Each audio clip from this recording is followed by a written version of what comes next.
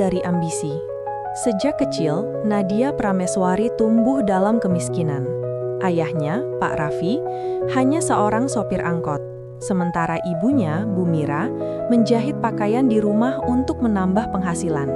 Meskipun sederhana, cinta dan doa selalu mengiringi langkah Nadia. "Kamu harus sekolah tinggi, Nak. Jadilah orang sukses," kata Bu Mira setiap malam. Nadia memegang kata itu sekuat doa. Ia belajar keras, bekerja sambilan, hingga berhasil mendapat beasiswa di universitas ternama. Cita-citanya hanya satu, keluar dari lingkaran kemiskinan. Namun di balik semangat itu, tumbuh benih ambisi yang tak lagi mengenal batas. Ketika karirnya menanjak, Nadia mulai berubah. Setelah lulus, ia diterima di perusahaan besar dan dalam beberapa tahun saja berhasil menduduki posisi tinggi berkat kecerdasannya. Namun, kesuksesan itu membuatnya lupa asal-usul. Ia mulai merasa malu memiliki orang tua miskin. Suatu hari, ketika orang tuanya datang ke kantornya dengan pakaian sederhana untuk menemuinya, Nadia pura-pura tidak mengenal mereka di depan rekan-rekannya. "Maaf, mungkin Anda salah orang?" katanya dingin. Pak Raffi menunduk, sedangkan Bu Mira menahan tangis. Sejak hari itu, hubungan mereka renggang.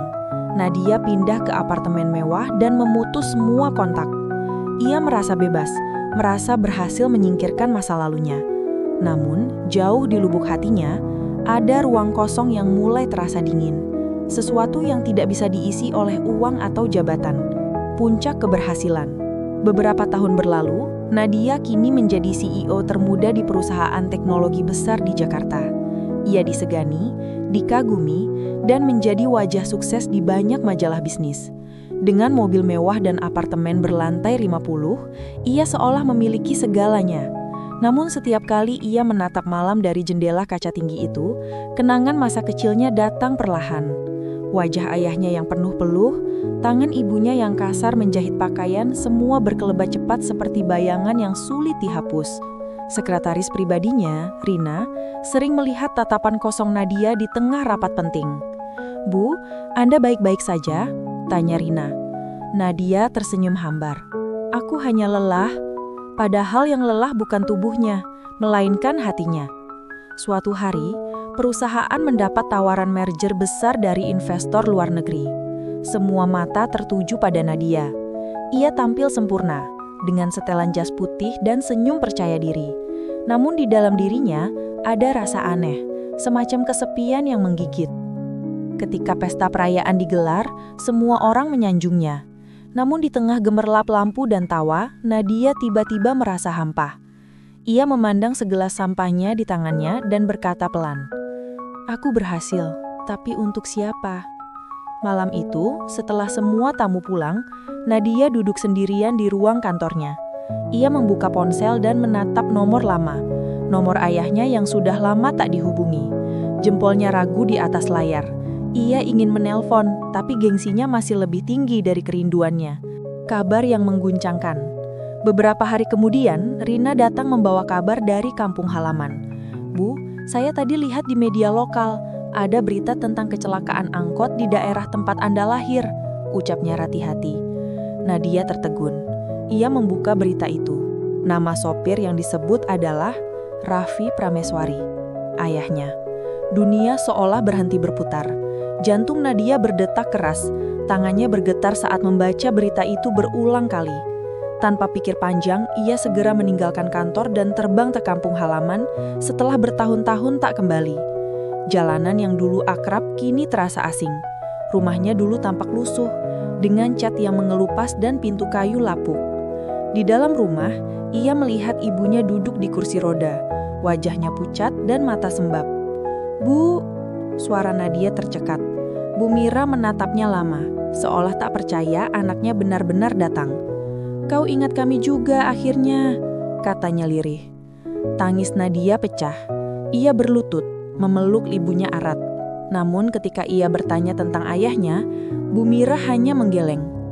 "Ayahmu sudah pergi, Nak. Dia tak sempat menunggumu." Kata-kata itu seperti pisau menembus dada Nadia. Ia menjerit, menyesal, dan menyadari bahwa semua kesuksesan yang ia banggakan tak ada artinya lagi. Ia bahkan tidak sempat meminta maaf. penyesalan yang terlambat. Pemakaman ayahnya berlangsung sederhana. Tak ada karangan bunga, tak ada orang penting. Hanya warga kampung dan Bu Mira yang setia berdiri di sisi makam. Nadia datang terlambat, terlalu terlambat. Ia berlutut di tanah basah, menangis sejadi-jadinya. "Ayah, maafkan aku anak durhaka." Suaranya pecah. Tak ada jawaban, hanya hembusan angin lembut yang seperti menyentuh bahunya. Malamnya, Nadia duduk di ruang tamu kecil yang penuh kenangan. Ia memandang foto lama mereka bertiga di dinding. Ayahnya tersenyum dengan bangga memeluknya di hari wisuda. "Aku mengira aku hebat, tapi aku hanya egois," gumamnya. Bu Mira menghampiri perlahan. "Ayahmu tak pernah marah, Nak. Dia selalu bilang, Nadia pasti kembali. Dia cuma tersesat sementara." Air mata Nadia jatuh tanpa henti. Malam itu, ia tidur di kasur lama yang dulu sering ia gunakan saat kecil. Bau kain lusuh dan suara jangkrik di luar terasa menenangkan sekaligus menyayat. Untuk pertama kalinya, setelah bertahun-tahun, Nadia merasa manusia lagi, bukan sekedar CEO. Tapi rasa bersalah itu terus menghantuinya. Ia berjanji pada diri sendiri. Mulai hari ini, ia akan menebus semua dosa terhadap ibunya. Namun ia tahu, luka di hatinya tidak akan pernah benar-benar sembuh. Kembali ke akar. Nadia memutuskan tinggal sementara di kampung. Ia menolak semua jadwal rapat dan proyek besar di kota. Media gempar. CEO muda hilang secara misterius. Tapi Nadia tak peduli. Ia mulai memperbaiki rumah tua mereka, membangun kembali dapur, mengecat dinding, dan menanam bunga kesukaan ibunya di halaman. Setiap pagi ia membuatkan teh hangat untuk Bu Mira, sesuatu yang belum pernah ia lakukan sebelumnya. "Bu, maafkan aku terlalu sombong," katanya suatu sore. Ibunya hanya tersenyum lembut. "Yang penting kau kembali, Nak." Hari-hari itu mengajarkan banyak hal. Nadia menyadari bahwa cinta dan kesederhanaan yang dulu ia benci, justru adalah sumber kebahagiaan sejati. Ia mulai membantu warga kampung memperbaiki usaha kecil mereka, memberikan pelatihan gratis tentang bisnis. Perlahan, senyum kembali muncul di wajah ibunya. Dan di tengah kesederhanaan itu, Nadia menemukan kedamaian yang tak pernah ia temui di gedung-gedung tinggi Jakarta.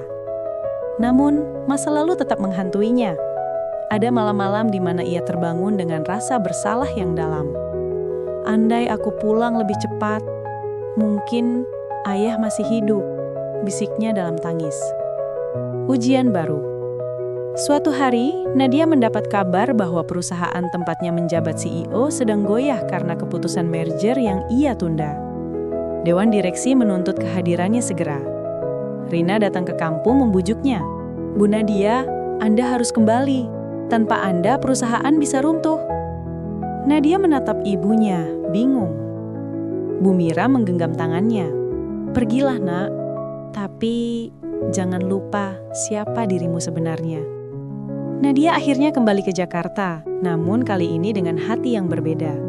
Ia menghadiri rapat penting, bukan sebagai wanita ambisius, tapi sebagai seseorang yang ingin memperbaiki kesalahan. Ketika investor asing memintanya menjual saham mayoritas, Nadia menolak. "Aku tak akan menjual perusahaan yang kubangun dengan keringat timku." Keputusannya berisiko besar. Banyak pihak menentangnya, tapi ia tetap teguh. Ia mulai menerapkan program kesejahteraan karyawan, mendonasikan sebagian keuntungan untuk pendidikan di desa-desa miskin, termasuk kampung halamannya sendiri.